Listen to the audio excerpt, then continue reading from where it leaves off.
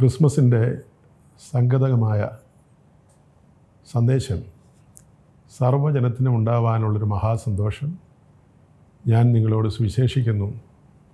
കർത്താവായ ക്രിസ്തു എന്ന രക്ഷിതാവ് ഇന്ന് ദാവീദിൻ്റെ പട്ടണത്തിൽ നിങ്ങൾക്കായി ജനിച്ചിരിക്കുന്നു എന്ന വേദപുസ്തകത്തിലെ വിശുദ്ധ ലൂക്കോസ് എഴുതിയ സുവിശേഷം 2-ാം അധ്യായം 10-ാം വാക്യത്തിലെ അടിസ്ഥാനമാക്കിയാണ്.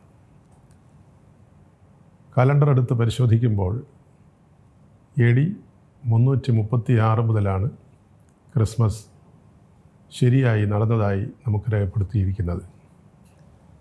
ഗ്രിഗോറിയൻ കലണ്ടറിലും ഫിലാക്കോലിയൻ കലണ്ടറിലുമെല്ലാം ക്രിസ്മസിൻ്റെ ആഘോഷത്തെ സംബന്ധിച്ചുള്ള പരാമർശം നമുക്ക് കാണാൻ കഴിയും. ഡിസംബർ 25 ക്രിസ്മസായി ആഘോഷിക്കപ്പെട്ടത് കോൺസ്റ്റന്റൈൻ ചക്രവർത്തി റോമിലെ അധികാരിയായി മാറുന്നതോടുകൂടിയാണ്.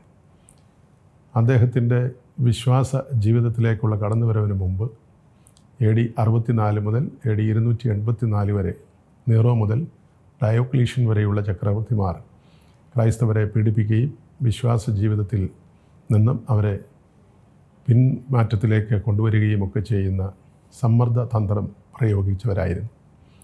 എന്നാൽ അമ്മ ഹെലനയുടെ സ്വാധീനത്തിൽ ഈ കോൺസ്റ്റന്റൈൻ ചക്രവർത്തി ക്രിസ്തു വിശ്വാസത്തിലേക്ക് എത്തിച്ചേർന്നതോടെ ക്രൈസ്തവ വിശ്വാസികൾക്കുള്ള സ്വാതന്ത്ര്യമുണ്ടാകുന്നത് AD 313 ഈഡിക്റ്റ് ഓഫ് മിലാൻ വഴി ക്രൈസ്തവർക്ക് സ്വാതന്ത്ര്യമുണ്ടായി. ആരാധനാ സ്വാതന്ത്ര്യം മാത്രമല്ല, രാജ്യത്തിൻ്റെ മതമായി പോലും അത് പിന്നീട് പരിണമിക്കുകയുണ്ടായി. എന്നാലും ഒരു രാഷ്ട്രീയ ഉദ്ദേശം അദ്ദേഹത്തിൻ്റെ ഭരണസാരഥ്യത്തിനായിട്ട് ക്രൈസ്തവരുടെ പിന്തുണ നേടിയെടുക്കുക എന്ന ലക്ഷ്യം അതിൻ്റെ പിന്നിലുണ്ടായിരുന്നു എന്നാണ്. അദ്ദേഹം ക്രൈസ്തവ വിശ്വാസത്തിലേക്ക് എത്തിച്ചേർന്നുവെങ്കിലും ഈഡിക്റ്റ് ഓഫ് മിലാൻ വഴി ക്രൈസ്തവ വിശ്വാസ സ്വാതന്ത്ര്യം അനുവദിച്ചുവെങ്കിലും 336 അദ്ദേഹം സ്നാന ശുശ്രൂഷയിലൂടെ ജീവിതത്തിൽ ഒരു സമർപ്പണം, ക്രൈസ്തവ വിശ്വാസി എന്ന ശരിയായ രേഖപ്പെടുത്തലുകളിലൂടെ എത്തിച്ചേരുന്നത്. എന്നാൽ 337 അദ്ദേഹം അന്തരിക്കുകയും ചെയ്തു. യേശുക്രിസ്തുവിൻ്റെ ജനനം എന്നായിരുന്നു എന്നതിനെക്കുറിച്ച് ലൂക്കോസ് എഴുതിയ സുവിശേഷത്തിലാണ് വ്യക്തമായി 3 ചക്രവർത്തിമാരുടെ രാജാക്കന്മാരുടെയൊക്കെ പേര് പറഞ്ഞുകൊണ്ട് സാക്ഷ്യപ്പെടുത്തുന്നത്. കൊറേനോസ് സിറിയ ഭരിച്ചുകൊണ്ടിരിക്കുമ്പോഴാണ് യേശുക്രിസ്തുവിൻ്റെ ജനനമുണ്ടായത് എന്നാണ് ലൂക്കോസ് സുവിശേഷത്തിലെ രേഖ. പീലാത്തോസ് ഭരിക്കുന്ന കാലഘട്ടം അതിന് പിന്നീടായിരുന്നു. ആ കാലഘട്ടത്തിൽ അഗസ്റ്റസ് സീസറായിരുന്നു ചക്രവർത്തി, ഹേരോദാവായിരുന്നു നാട്ടുരാജാവ്. ഈ 3 ഭരണാധികാരികളുടെ കാലത്താണ് യേശു ജനിച്ചത് എന്നാണ് രേഖപ്പെടുത്തിയിട്ടുള്ളത്.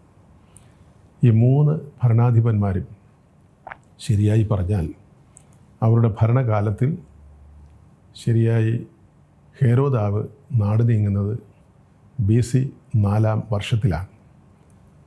അങ്ങനെയാണെങ്കിൽ BC 4-ലാണ് ഈ 3 പേരും ജീവിച്ചിരുന്നപ്പോൾ യേശു ജനിച്ചുവെങ്കിൽ യേശു ജനിച്ചിരിക്കാനുള്ള സാധ്യത. ഡിസംബർ 25 ക്രിസ്മസ് ആയത് യേശു ക്രിസ്തു കൃത്യമായും അന്ന് തന്നെയാണ് ജനിച്ചത് എന്ന അർത്ഥത്തിലല്ല. സാധാരണഗതിയിൽ വിൻ്റർ സോൾസ്റ്റീസ് എന്ന് പറയുന്ന ഒരാഘോഷം സൂര്യ ആരാധനയുള്ള റോമിൽ മിത്ര മതസ്ഥർ കൊണ്ടാടിയിരുന്നു. വിൻ്റർ സോൾസ്റ്റീസ് ഏറ്റവും പകലിൽ ദൈർഘ്യം കുറവും രാത്രിയുടെ ദൈർഘ്യം കൂടുതലുമുള്ള ഡിസംബർ 22-ാം തീയതിയായിരുന്നു. എന്നാൽ ഈ ദിവസം കഴിഞ്ഞ് സൂര്യൻ്റെ പ്രകാശം കൂടുതൽ ശക്തി ആർജിക്കുന്ന നാളുകൾ ഡിസംബർ 25 ആയിരുന്നു. അതുകൊണ്ട് അപ്പോൾ ഒരു കാർഷിക പെരുന്നാൾ അവർ കൊണ്ടാടിയിരുന്നു.